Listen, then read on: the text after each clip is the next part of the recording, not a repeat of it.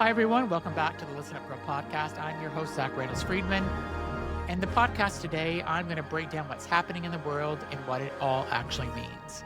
Today's episode is a little heavy, but it's necessary. Because when you zoom out and look at what's happening right now, it's not just one story. It's a pattern. It's legislation. It's messaging. It's real world consequences, and it's all connected. So today, I'm going to walk you through it step by step. Our first story is about the orange convicted felon, Easter, and messaging. So let's start with the messaging because that's where it all begins.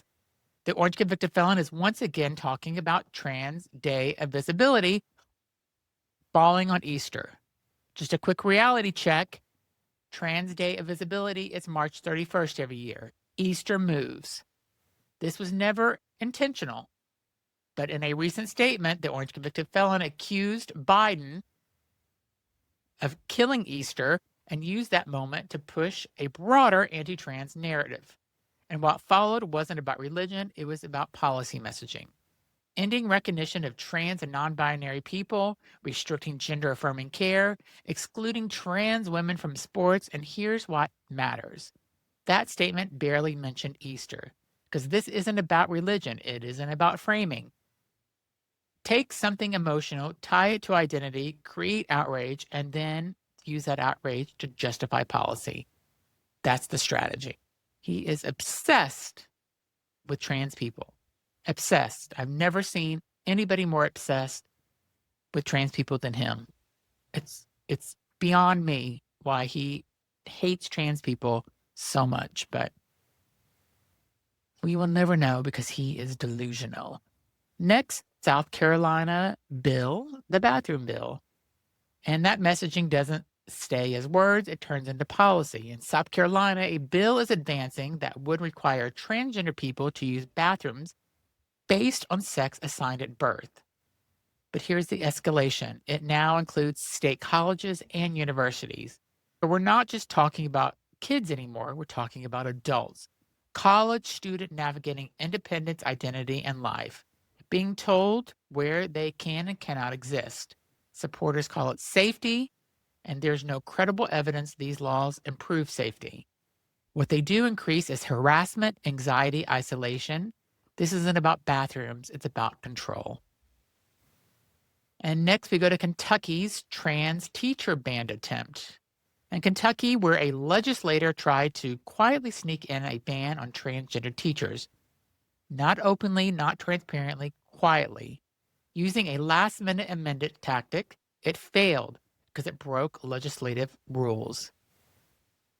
But what it proposed matters. Forcing teachers to disclose mental health history, removing educators based on identity, creating fear in the workplace. Even the failed bills send a message, and that message is, you don't belong here. Our next story is LGBTQ plus asylum case. And when these ideas show up in systems, the impact becomes personal. In New Mexico, a gay Iranian asylum seeker fled a country where being gay can mean death. And during his hearing, he was questioned in ways that advocates are calling deeply inappropriate. Questions like, why don't more people know you were gay? Who did you tell? How did you live your life?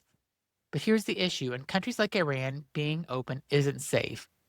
Secrecy is survival, and when systems don't understand that, people fall through the cracks. And what is so interesting to me about this case is that we are bombing Iran, and they know what the country is like, the government does, and they're questioning this guy why he left Iran and is seeking asylum in the United States. Beyond me.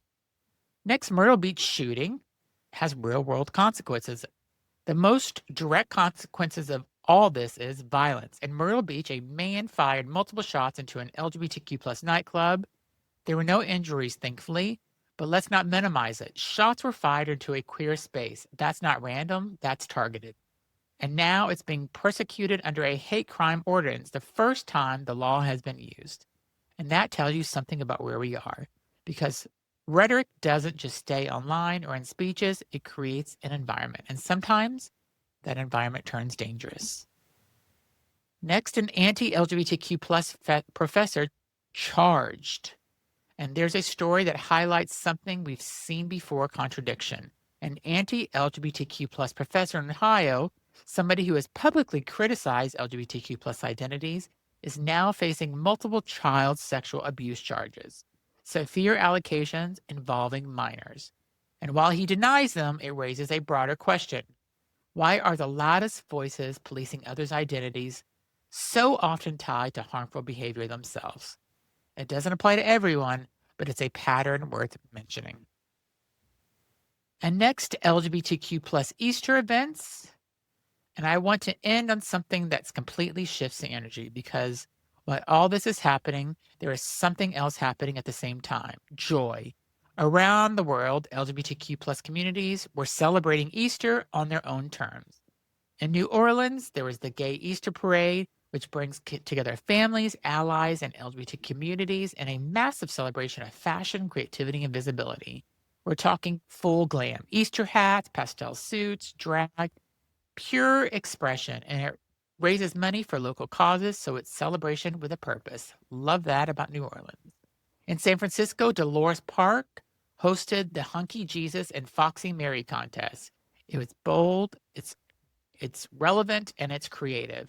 And more than anything, it's reclaiming, taking something that has historically been used against LGBTQ plus people and turning it into joy. And in Berlin, they had the Easter Bear Dance, celebrated body positivity, identity, and connection. It's about freedom, and it's about existing without apology. And that's the contrast. On one side, we have restriction policy and fear, and on the other, joy, expression, and community. And both are happening at the same time across the world.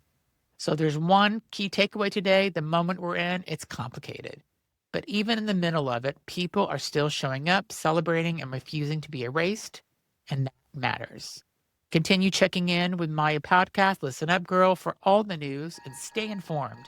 Make sure you follow, share, and I'll see you tomorrow with more LGBTQ plus news. Thanks for listening.